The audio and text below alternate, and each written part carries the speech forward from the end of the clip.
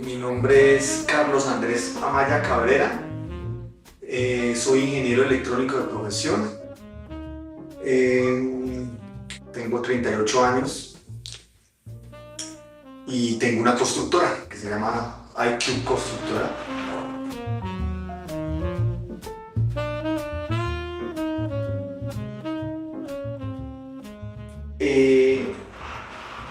Hay momentos o conversaciones o situaciones de la vida que lo deben marcar a uno.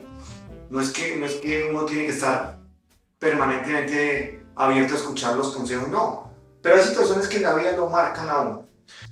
Una de las primeras situaciones que me marcó fue que yo estaba en tercer, cuarto semestre, yo estuve becado los 2 primeros semestres por promedio. Como en tercer o cuarto semestre, resulta que al estudiar de noche uno estudia, yo era el menor de los que estudiaba de noche. Porque la gente que estudia de noche trabajan en el día, son papás, mamás, les ha tocado una vida un poco más complicada a nivel económico. Entonces a mí me daba el tiempo para, por ejemplo, llegar a la universidad a las 2 de la tarde y me decía uno de mis compañeros de clase, me decía: Carlos, usted puede llegar a las 2 de la tarde y estudia conmigo esta tarde para el examen de esta noche. Yo empecé a hacer como ese tipo de actividades sin ánimo de lucrarme de eso, de bacano. Y eso me dejó amistades en la universidad. Para el tercer o cuarto semestre, un compañero, pues yo como buen boyacense, tomaba mucho trago. Yo cada 8 días salía a la universidad y todo, me daba el tiempo y todo. Y un compañero que tenía la edad, yo en ese momento tenía por ahí unos 20 años y el señor tenía por ahí unos 47, 50 años, tenía la edad de mi papá. El man trabaja en Grival, en Grifería de Complementos Corona. El man llegó, le ayudé en el examen final, en un examen de programación le ayudé. El man pasó el examen también y muy agradecido, tomándonos unos tragos un sábado, me dijo: Carlos, no desaproveche la vida como yo la desaproveché. Se le queda mucho tiempo libre, aprovechelo. El man se llamaba William, y le dije: William, ¿pero por qué? Me dijo: si usted en el día le está quedando tiempo, hágalo.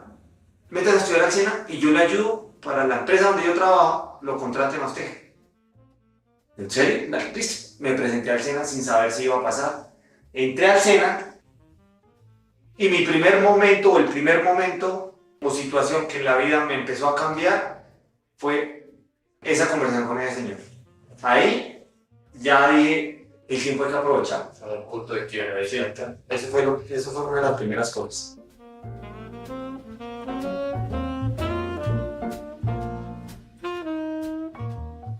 El SENA, el segundo momento, el SENA me enseñó a ser más humano. Porque aquí yo crecí con unas comodidades en Tunja. Llegué a Bogotá no con comodidades de estudiar diurnos, me tocó estudiar nocturno para en el día tratar de hacer algo. Pero en el SENA se evidenció, o empecé por primera vez a evidenciar lo que era tener necesidad de salir adelante. Si me preguntan: oye, Carlos, ¿cuál es la mejor institución educativa del país? Para mí, hoy, en Colombia, la mejor institución educativa es el SENA. Porque el SENA lo forma a usted como persona y le enseña a tener disciplina laboral. Ese es otro ítem importantísimo para ser independiente o empleado y tener éxito. Hay que ser disciplinado. Y el tema de la disciplina se la inculcan a uno en el SENA.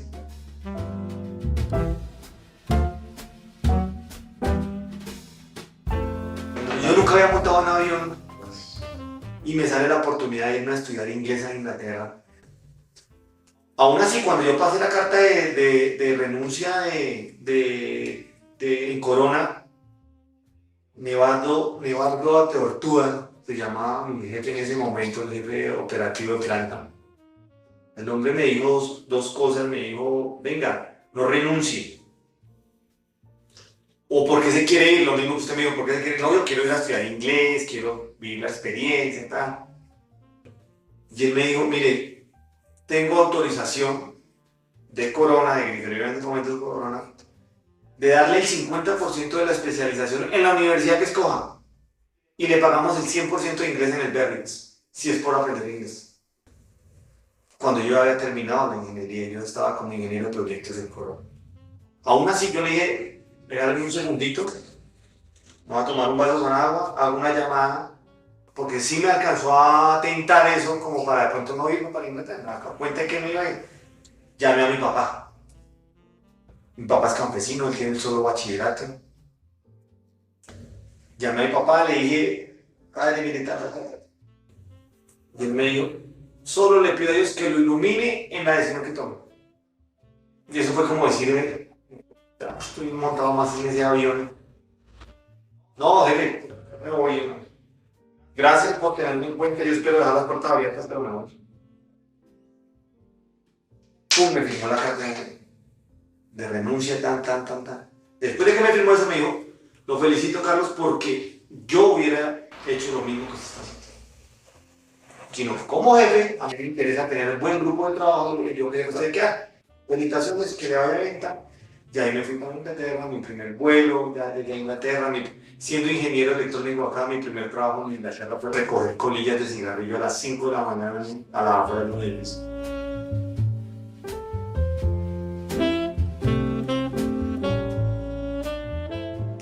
Y ahí va la otra cara de la moneda, pues es porque resulté bien en negocios.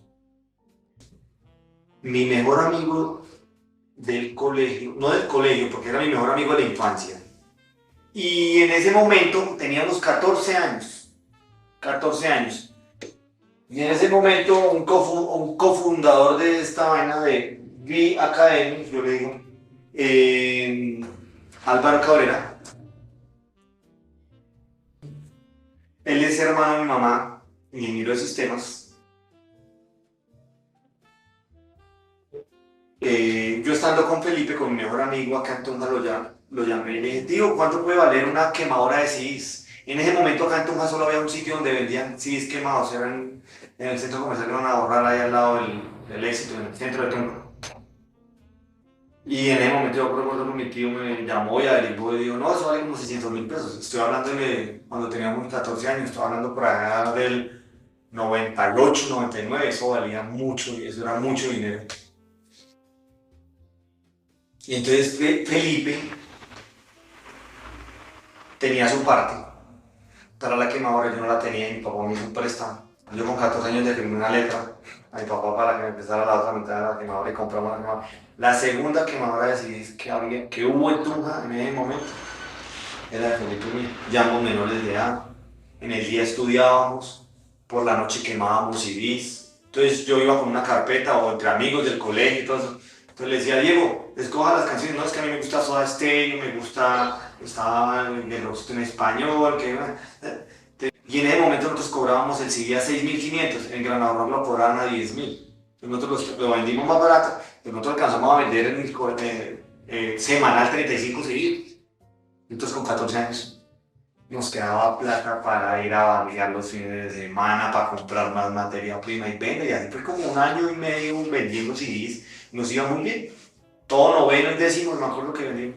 Y entonces ahí ya se empezó a aprender la venita como por los negocios.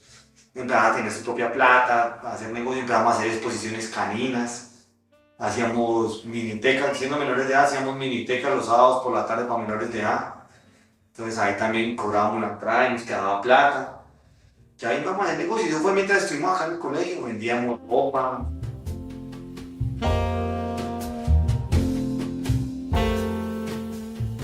Hay una cosa sencilla, hay una frase que yo le pregunto que yo le digo a la gente cuando me pregunta, oiga, ¿cómo ha hecho? no, eso no se trata de tener una bolita de cristal y decir, venga, dígame los números de la lotería, voy y la compro mañana y me la gané. O llegar en la noche y imprimir billetes en la casa. Esta noche voy a imprimir solo billetes de 100.000, mañana imprimo de 50.000, no. Para mí es un núcleo, es una mezcla de cosas, pero hay una cosa que es importantísima y es nunca dejar de soñar.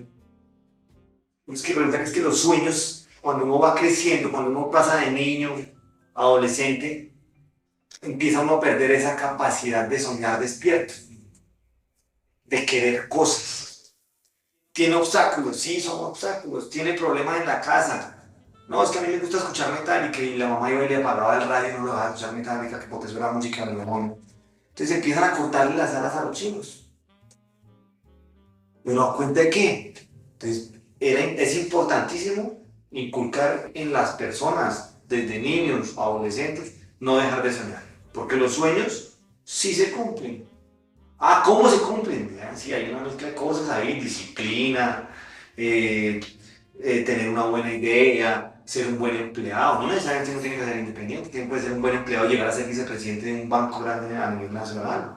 Entonces, es hasta donde quiero llegar. El techo lo pone usted mismo.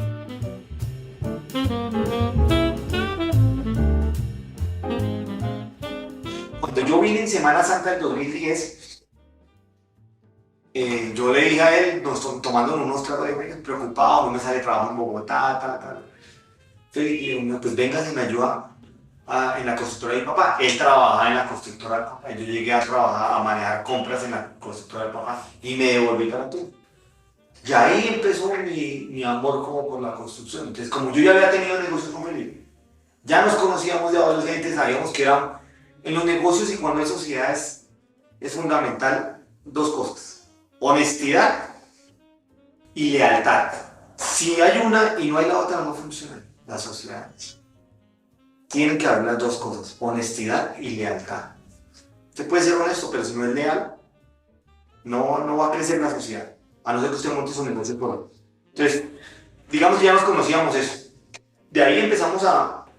Cuando yo llegué a ser empleado de ellos, la empresa del papá de él, yo empecé a manejar compras, empecé en el primer año de ir resultados, me empezó a ir bien en lo que yo hacía, yo era inquieto, iba, averiguaba precios, trataba de conseguir proveedores al mejor precio, por un lado, por otro, les ahorraba dinero a ellos, siendo yo empleado, entonces me fue bien. En algún momento, Felipe me dijo, busquémonos un lote y hagamos un proyecto de construcción los dos. Eso fue ya como en el 2012. De ahí hicimos nuestro primer proyecto de construcción.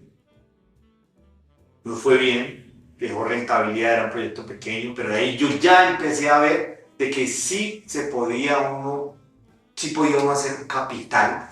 Entonces ya me fue bien. Con esa plata que nos ganamos en ese primer proyecto, que fue un proyecto pequeño, fueron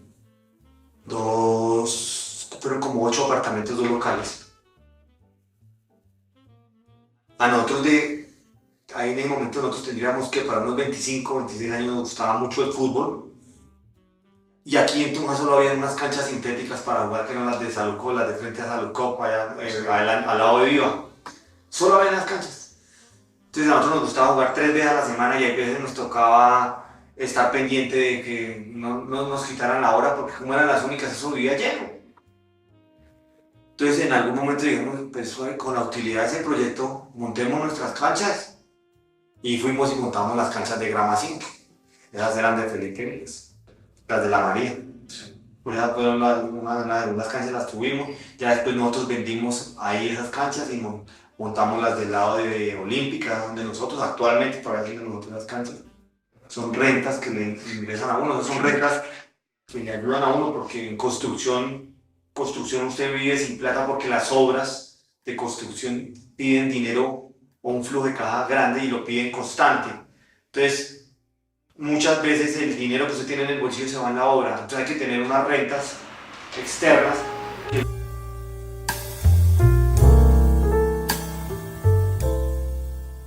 ¿Cómo empiezas? Mi papá, vuelvo a mi papá porque mi papá es un administrador, él sin tener estudios, mi papá es una persona que ha sabido manejar sus recursos y mantiene rentas fijas, pero las tiene en diferentes cosas. Y él siempre, desde niño, me decía, no metas los huevos todos en la misma canasta. Eso es sencillo. La regla de inversión. Sí, no hay que jugarse el todo por el todo. No. A los que les gusta el gambling en juegos, no, si son obsesivos y van a echarlo todo en una última apuesta, muy seguramente, si le pegan, fabulosísimo. Pero no, el porcentaje es pequeñito, la probabilidad es pequeña, muy seguramente va a quedarse nada y rápidamente. Entonces sí es bueno diversificar. Alguien me decía, los judíos diversifican, los judíos dividen sus ingresos o su patrimonio lo dividen en tres. Rentas fijas, ¿qué pueden ser rentas fijas? Finca raíz, ingresos fijos, CDTs, unas rentas que de un riesgo no tan alto, no es que se me ocurrió una idea de un supermercado, una papelería, y tienen un porcentaje de alto riesgo, lo meten en la bolsa, en criptomonedas, ¿sí? Bonos. Entonces, ellos diversifican y los judíos tienen mucho dinero. Entonces, uno tiene que aprender ese tipo de cosas. Y mi papá me decía, no meta todo en mi canal. Entonces, yo empecé a diversificar.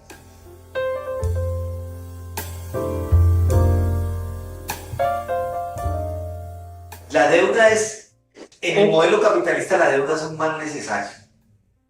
Como empresa, con mi constructora, yo necesito los bancos. Así yo no quisiera financiar los bancos, yo necesito los bancos. Los proveedores miran su vida crediticia para abrirle un cupo, para darle un mejor precio. Voy a comprar hierro. Ellos me hacen consultas en centrales de hierro, así yo les diga que les voy a pagar de contado. Colciencias, Fondo Emprender, Ángeles Guardianes en Medellín.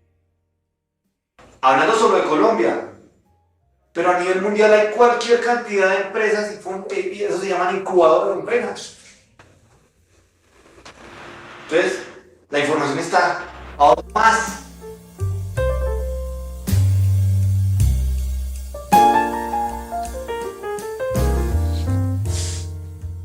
De pronto estudiar más, o sea, leer más, estudiar más. La educación financiera debería ser una materia obligatoria en el colegio. Obligatoria en todos los colegios deberían meter educación financiera.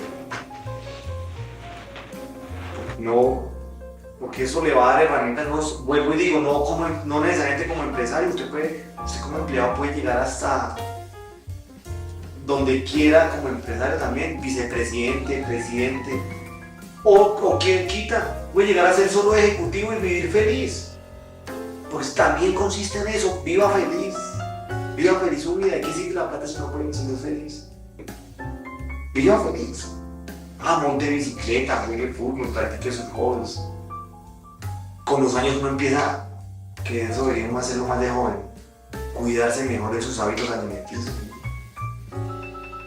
Ya cuando empieza uno a tener ciertas manifestaciones, puede que avisar de que está haciendo daño tanta empanada con ahí, no se coma 4 empanadas, cómase una, pero porque no abusó del punto de chino ponía mucho, entonces no trato de alimentarme, tener hábitos más saludables. Eso cambiaría yo en mí, y lo de la educación financiera es importantísima, la educación financiera. Por eso le creo a este proyecto. Este proyecto tiene que ir enfocado a todas las edades y a todas las personas. No hay que ser profesional, no hay que tener especialización, no hay que tener maestría, no hay que tener doctorado. No, a todas las personas estaban ofreciendo una charla, unas clases de educación financiera. ¿Cómo hace usted su mercado? Usted revisa precios, usted hace su balance mensual de gastos contra ingresos, está gastando más de lo que le ingresa. Pero es información. Pero qué chévere que eso se lo hubieran dado mucho tiempo atrás.